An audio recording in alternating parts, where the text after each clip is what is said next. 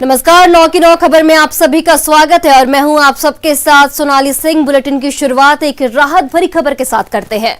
बिहार में लॉकडाउन का असर दिखने लगा है। राज्य में लगातार तीसरे दिन कोरोना मरीजों के आंकड़ों में कमी आई है। 24 घंटे में बिहार में कोरोना के 11,259 नए मरीज मिले हैं। पटना में भी मरीजों की संख्या में कमी आई है। 24 घंटे में 1,646 नए मरीज मिले हैं। औरंगाबाद की बात की जाए तो औरंगाबाद में 592 नए मरीज मिले हैं। समस्तीपुर में 574 नए कोरोना संक्रमित मरीज मिले हैं। बेगूसराय में 565 नए मरीज मिले हैं। वहीं पूर्वी चंपारण में 451 नए मरीज मिले हैं। बिहार में 24 घंटे में कोरोना से 67 मरीजों की जान गई है। वहीं एक्टिव मरीजों की संख्या घटकर 1,10,804 हो गई है। 24 घंटे में 13,364 मरीज बिहार में ठीक हुए हैं। वहीं रिकवरी रेट बढ़कर 80.71% हो गया है। और झारखंड में भी कोरोना संक्रमण की रफ्तार घटती दिख रही है।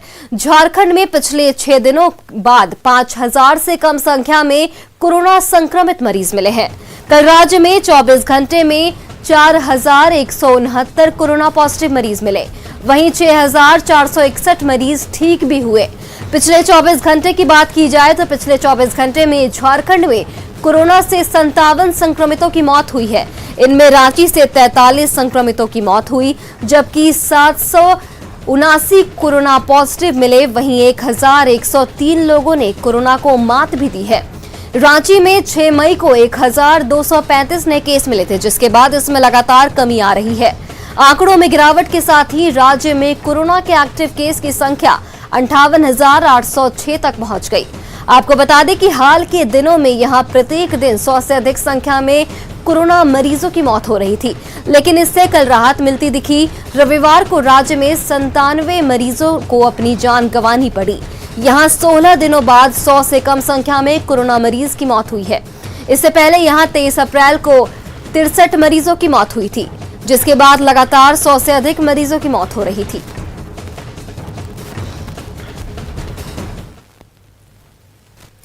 वहीं लॉकडाउन के बावजूद बिहार में लोग लापरवाही छोड़ने का नाम नहीं ले रहे हैं। पटना की लगभग सभी सब्जी मंडी में लोगों की भीड़ देखने को मिल रही है। टेंट सिटी से नजदीक सब्जी मंडी में लोग धक्का मुक्की कर खरीदारी करते नजर आए। इस दौरान पुलिस भी मौजूद थी, लेकिन मूकदर्शक बनी रही।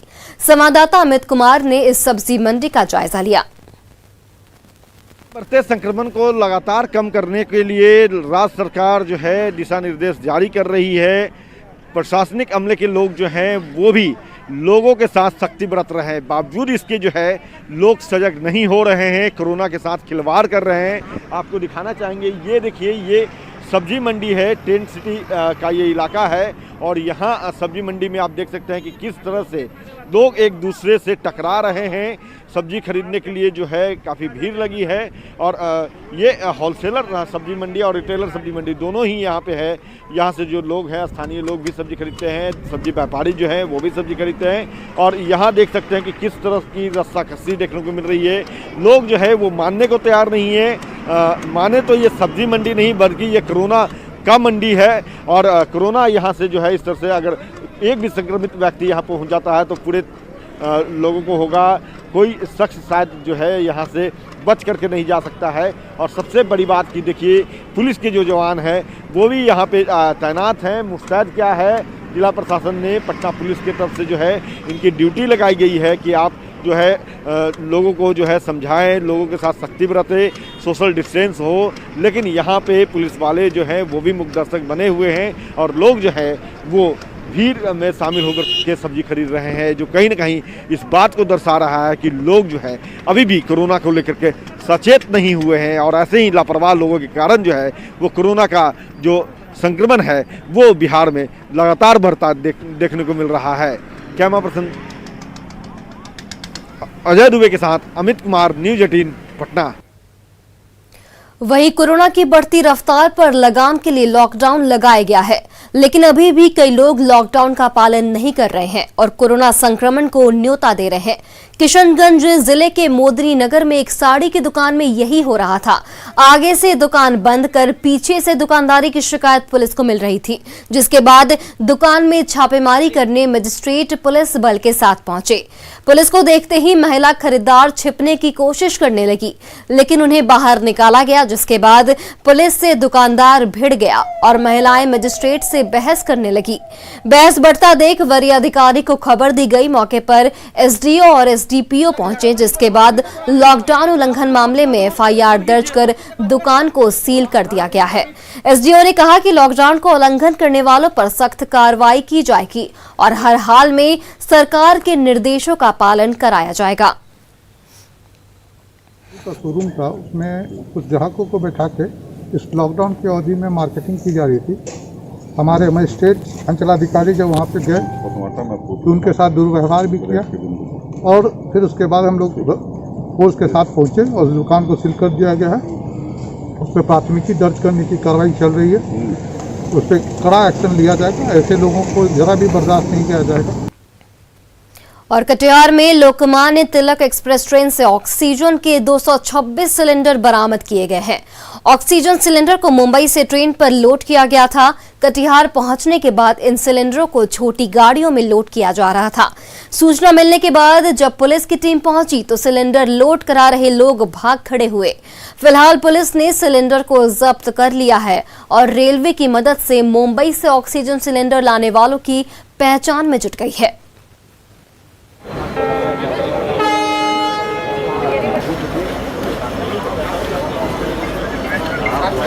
कोरोना काल के दौरान आपदा को अवसर में बदलते कई व्यवसायियों की कालाबाजारी आपने देखी होगी।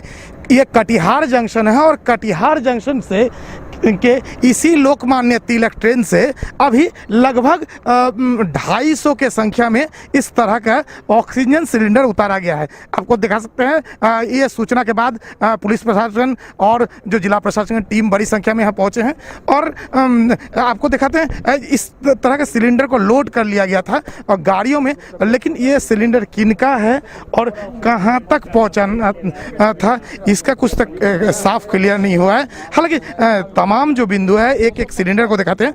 ये 6 किलो का सिलेंडर है और इसी सिलेंडर को जो चर्चा है बाजार में खपाया जाना चाहिए। लेकिन क्या है इस पूरे प्रकरण के पीछे, ये पता नहीं चला। हमारे साथ सदर डीएसपी है। अब आगे क्या होगा, आइए बात करते हैं। सर, बड़ी संख्या में सिलेंडर को रोका गया, ऑक्सीजन सिलेंडर, क्या किया जाएगा? हाँ, आगे क्या किया? हाँ, स्टेशन के वीआईपी गेट पर जैसे हम लोग को सूचना मिली, जो काफ़ी संख्या में सिलेंडर जो है लगभग 6 केजी का है, लाया गया है और इसमें लिखा हुआ है एलटीटी लोकमान्य तिलक समाप्त बम्बई से आया हुआ है। इस संबंध में हम लोग जांच कर रहे हैं और लगता है कि गलत तरीके से ही लाया गया है, तो हम लोग जांच कर रहे हैं। स्टेशन से भी हम लोग देख रहे हैं जो कैसे वहाँ से माल आया है, कौन मंगवाया है, क्या है। हम लोग सब मिल करके जो साहब भी है, हम भी है, टाउन थाना सहायक थाना अध्यक्ष सभी आए हुए हैं। निश्चित तौर पर ये एक बड़ा मामला है, न सिर्फ कटिहार के लिए बल्कि पूरे बिहार के लिए। जिस दौरान ऑक्सीजन के लिए लोग तरस रहे हैं, उस दौरान इस तरह की तस्वीर अपने आप में एक परेशान करने वाली तस्वीर है। सर, क्या लगता है सर, क्या पता चला है?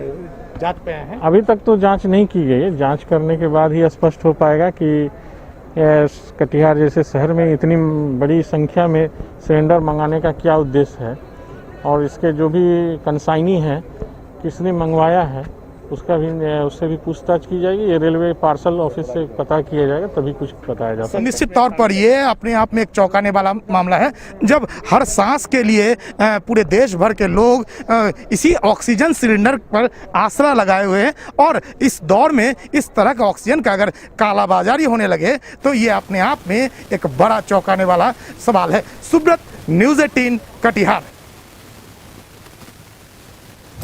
देखिए, इस खबर पर न्यूज़ 18 की खबर का बड़ा असर हुआ है। 2 पार्सल क्लर्क सस्पेंड हो चुके हैं, बगैर चालान के ही दिए थे ऑक्सीजन सिलेंडर। और इस खबर पर न्यूज़ 18 की खबर चलाए जाने के बाद एक बड़ा असर हुआ है। 2 पार्सल क्लर्क सस्पेंड हो गए हैं। और सुब्रत गुहा हमारे साथ फोन लाइन पर जुड़ गए हैं। सुब्रत, सिलसिलेवार तरीके से बताइए, क्या कुछ कार्रवाई अब तक की गई है? देखिए, अब इसका रेल प्रशासन भी मामले की गंभीरता को समझते हुए 2 पार्सल क्लर्क अजय कुमार सिंह और सुनील सिंह पर कार्रवाई करते हुए दोनों को सस्पेंड कर दिया गया है। और बताया जा रहा है कि ये जो ऑक्सीजन सिलेंडर ये मुंबई से किसी रोहित पाटा नाम के शख्स ने बुक करवाया था, जो कटिहार में किसी को डिलीवर होना था। लेकिन कटिहार में जिस शख्स को ये माल डिलीवर होना था, उस शख्स ने बिल्टी जमा ही नहीं किया था, जबकि पार्सल क्लर्क के द्वारा उनको ये सिलेंडर कैसे दे दिया गया था। इसी बात के जांच के क्रम में रेलवे डीआरएम के आदेश पर 2 पार्सल क्लर्क को, हालांकि जो फिलहाल सुब्रत, आपका बहुत बहुत धन्यवाद इन तमाम जानकारियों के लिए। तो बिल्कुल न्यूज 18 की खबर का बड़ा असर हुआ है, 2 कर्मचारी सस्पेंड कर दिए गए हैं फिलहाल के लिए। वहीं कोरोना महामारी से निपटने के लिए कई प्रदेशों में लॉकडाउन लगा दिया गया है। ऐसे में जहां लॉकडाउन लागू किया जा रहा है, वहां प्रवासी मजदूरों की बेचैनी भी बढ़ती जा रही है और वो अपने घर लौटना भी शुरू कर चुके हैं। प्रवासी मजदूरों का एक झुंड बांका के अमरपुर बाजार से गुजरते मिला, जो अपनी पत्नी और छोटे छोटे बच्चों के साथ पैदल ही घर जाते दिखे। मजदूरों से बात करने पर पता चला कि सभी मजदूर छत्तीसगढ़ से किसी तरह झारखंड तक पहुंचे और जो सवारी मिली वो बांका होते हुए अमरपुर के इंग्लिश मोड़ पहुंची हुई थी कि ऑटो चालक ने लॉकडाउन का बहाना बनाकर उन सभी को उतार दिया। सभी मजदूर कोई सवारी नहीं मिलने पर पैदल ही भागलपुर, नवगछिया और गोपालपुर के लिए निकल पड़े। यही नहीं, सभी भूखे प्यासे थे, जिनको रास्ते में दुकानें बंद होने के चलते कुछ मिल भी नहीं रहा था। मजदूरों की माने तो लॉकडाउन लागू होने के बाद कोई काम नहीं मिल रहा था, ऐसे में वहां रुकना संभव नहीं था, इसीलिए किसी तरह वे घर लौट रहे हैं। अभी कहाँ जाओगे? अभी घर जाएंगे। घर कहाँ? पैदल ही जाओगे? नहीं, यही मिलेगा गाड़ी। एक और कोरोना महामारी के बीच राजनीतिक गलियारों में एम्बुलेंस को लेकर जंग छिड़ी हुई है। वहीं नालंदा जिले के बिहार शरीफ में कई युवा सामाजिक कार्यकर्ता एक मिसाल पेश कर रहे हैं। नालंदा सांसद कौशलेंद्र कुमार ने के प्रेरणा स्रोत पर सभी को फ्री एम्बुलेंस सेवा दी जा रही है। इतना ही नहीं, जिले से बाहर मरीजों और शव को ले जाने के लिए सिर्फ किलोमीटर के तय से तेल लेकर पहुंचा रहे हैं। जायजा लिया हमारे न्यूज 18 संवाददाता अभिषेक कुमार ने। एक तरफ राजनीतिक गलियारों में एम्बुलेंस को लेकर जंग छिड़ी हुई है, वहीं नालंदा जिले में कई सामाजिक कार्यकर्ता हैं जो फ्री में एम्बुलेंस सेवा लोगों को दे रहे हैं। इस महासंकट में, विपदा की घड़ी में, जब जीवन रक्षक क्लब द्वारा यहाँ पर 2 एम्बुलेंस जिले में निःशुल्क मुहैया करा गया है और ये प्रेरणा सोच नालंदा के सांसद कौशलेंद्र कुमार के कहने पर किया गया है। आप देख सकते हैं कि यहाँ पर जब समाज के युवा कार्यकर्ता थे, जिनको सांसद ने सलाह दी कि यहाँ पर कुछ ऐसे लोग काम करें जिससे लोगों को जीवन बच सके, और उसके बाद सामाजिक कार्यकर्ता आगे आए और ये एम्बुलेंस सेवा फ्री, 2 एम्बुलेंस सेवा यहाँ पर फ्री किए हैं, जो पूरी तरह से निःशुल्क है। और यहाँ पर जो सामाजिक कार्यकर्ता हैं उनसे जानते हैं यहाँ पर क्या दे रहे हैं, क्या क्या व्यवस्था कराए हैं। ये बताइए कि ये कौन सा एम्बुलेंस सेवा आप लोग चला रहे हैं? क्या ये जो है हम लोग जो है जीवन रक्षक, हम लोग का एक अपना एक समूह है, हम लोग का अपना एक टीम है।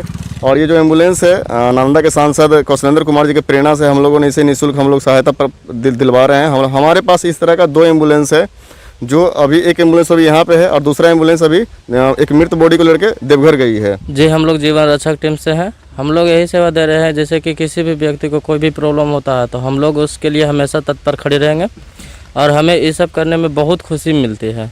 और हमारे जो घूर रहे हैं बाहर, उनसे भी कहना चाहेंगे कि घर पर रहें, स्वस्थ रहें। और हम ये भी कहना चाहते हैं कि जो अगर हमारे रक्षक टीम हमारे लिए, देश के लिए जो भी विपद समय की घड़ी है, उसमें जो साथ दे रहे हैं, हम उनसे भी धन्यवाद करना चाहते हैं। जी, जिला के अंदर, अगर नालंदा जिला के अंदर रहते हैं तो निःशुल्क है, कोई चार्ज नहीं है। जिला से बाहर जाते हैं तो गाड़ी किलोमीटर के हिसाब से तेल देना पड़ता है उनको, मतलब सिर्फ तेल पर ही? जी सर। नालंदा से न्यूज 18 के लिए अभिषेक कुमार। फिलहाल रुकते हैं एक छोटे से ब्रेक के लिए। ब्रेक के बाद आप सभी का स्वागत है। कोरोना संकट में पराये तो दूर, अपने भी मुंह मोड़ रहे हैं। ऐसे में बेगूसराय में डॉक्टरों ने मानवता की मिसाल पेश की। मामला बछवाड़ा का है, जहां चमथा के धीरेन्द्र सिंह की दलसिंह सराय में कोरोना के इलाज के दौरान मौत हो गई। वहां से शव बछवाड़ा लाया गया, लेकिन मृतक की पत्नी को छोड़कर परिजनों में से कोई शव को अंतिम संस्कार के लिए नहीं पहुंचा। आखिरकार बछवाड़ा पीएचसी के चिकित्सा पदाधिकारी डॉक्टर रामकृष्ण खुद शव को लेकर गंगा घाट पहुंचे और शव को मुखाग्नि दी। कोरोना काल में मृतक के शव को छोड़ने का ये कोई पहला मामला नहीं है। 5 अप्रैल को भी एक मामला सामने आया, जिसमें डॉक्टरों ने ही शव का अंतिम संस्कार किया है। हम लोग वहां पहुंचे। वहां पहुंचने के बाद फिर हम लोगों ने उनके गोतिया भाई सब लोगों से कंसल्ट किया। कंसल्ट करने के बाद कोई आने के लिए तैयार नहीं हुआ।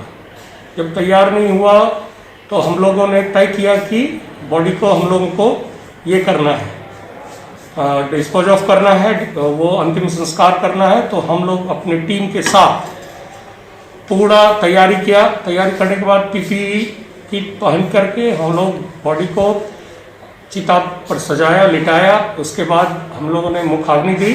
मुखाग्नि देने के बाद बॉडी को डिस्पोज करके हम लोग स्नान वगैरह करके, जो एक हिंदू रीति रिवाज के मुताबिक जो संस्कार होते हैं वो करके हम लोग पुराहो पंचायत के अंतर्गत गोविंदपुर गांव में रामबालक सहनी की 4 तारीख को मृत्यु हो गई थी और 4 तारीख से रात से लेकर के सुबह तक कोई लाश को नहीं जलाया। कोई भी ग्रामीण सबको पूछने गया, लेकिन कोई ग्रामीण नहीं आया, कहे कि कोरोना के कहर के डर से। तब जा कर के उसके परिजन हमको कॉल किया, तब हम बेगूसराय से चले और उसके बाद पीपीई किट पहन करके हम लोग 4-5 साथी वहां से आए। उसके बाद लाश को उठाए और लाश को उठा करके फिर हम लोग उसका दाह संस्कार किए। अब खबर वैशाली से है, जहां डॉक्टर और स्थानीय मुखिया ने शव को कंधा दिया और उसका अंतिम संस्कार किया। महनार के दक्षिणी पंचायत में घर में ही कोरोना संक्रमित मरीज की मौत हो गई। मौत के बाद परिजन घर से निकल गए, जिसके बाद गांव के मुखिया मुकेश सिंह ने महनार सामुदायिक अस्पताल के प्रभारी से गुजारिश की, जिसके बाद प्रभारी डॉक्टर मनोरंजन सिंह गांव पहुंचे। पीपी किट पहनकर शव को पैक किया और फिर मुखिया के साथ कंधा देकर गंगा घाट ले गए। इस दौरान अस्पताल के 2 कर्मचारियों ने भी उनकी मदद की। डॉक्टर मनोरंजन सिंह ने बताया कि शव का खुद अंतिम संस्कार करने के सिवा कोई चारा नहीं था, क्योंकि परिजन और गांव वाले शव छूने को तैयार नहीं थे।